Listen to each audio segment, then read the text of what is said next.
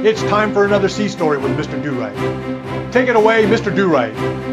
I think they're ready for it. Welcome back to Sea Stories with Mr. Durite. I am your host, Mr. Durite, and today's show, way too much water to drink. Now, I don't know if I told this story before. I can't even remember, but you know what? I'm going to tell it again. If I told it before and you heard it before, forgive me. If you haven't heard it, you're welcome.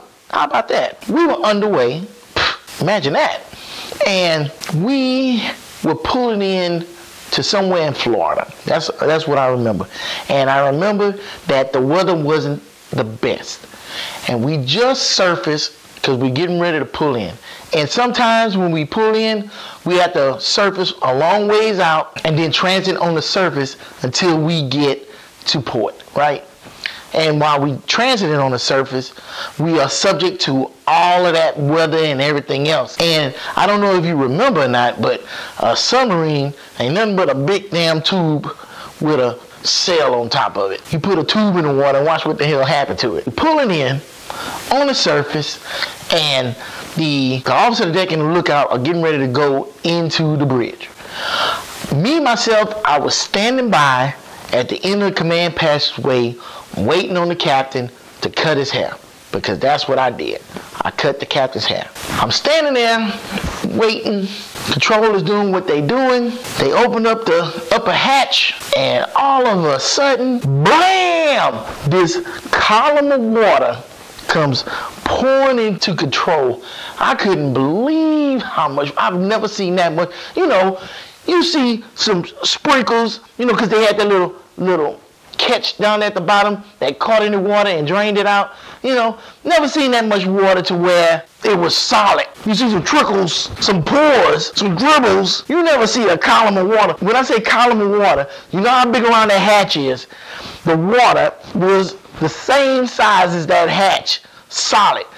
Blam! I'm like, holy mackerel. I wasn't concerned with control. I mean, what's the water gonna do? It's just gonna pour around. I mean, they had some stuff. They had some stuff get wet and start sparking and arcing and release some of the magic smoke out of them. What I was concerned about, and I remember from my quals, you don't ever let seawater get inside of the battery. Why? Yes, you back there in the back. Yes, that's correct. Chlorine gas. I'm sitting there.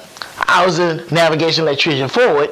And one of my duties is battery charges, so I know something about the battery, and I remember that. And so the first thing I did, I dropped my stuff and ran down the deck. Wow, gone. And this happened in a matter of seconds, so nobody was around, nobody's out the rack yet, they haven't called anything away. Wow, I'm gone. So I hit them 3 levels, bop, bop, bop, and I get to the torpedo room. I look in, you know, at the time, we had birds in the torpedo room, so they had some racks in there. I was running there, I saw somebody rack, I opened up the curtain, nobody was in it, grabbed their matches, whoop, ran back to the battery compartment hatch that was right outside the door, and I stuffed that mattress right there in that spot. That hatch may have kept the water out of there, but I don't recall it being a watertight hatch. I know it was a hatch, but it wasn't watertight.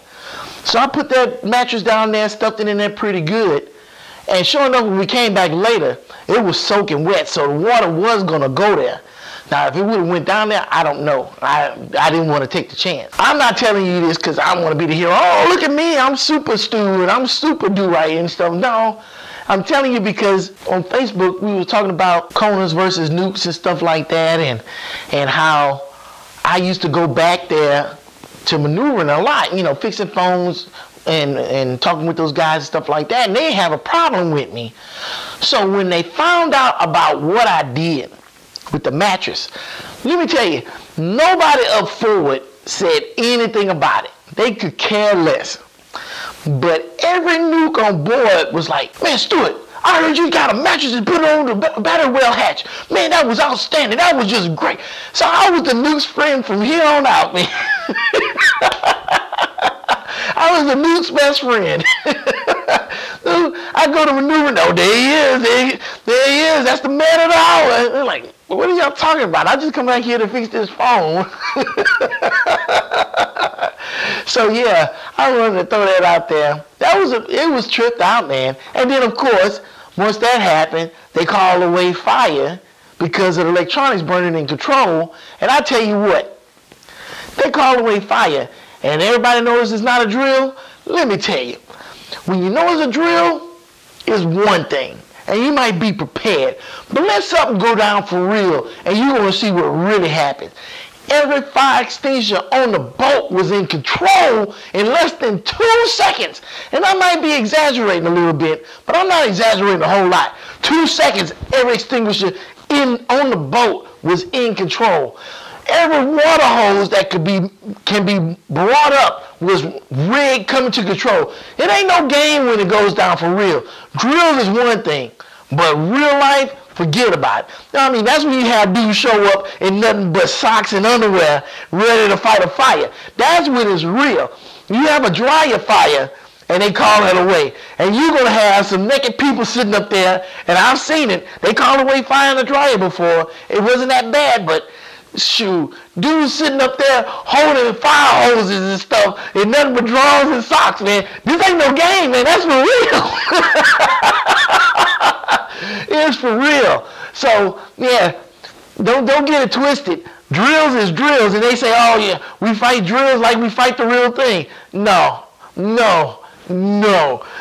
Get woken up in the middle of your sleep talking about fire and watch what the hell happened. Poopy suit? We ain't got time for no stinking poopy suits.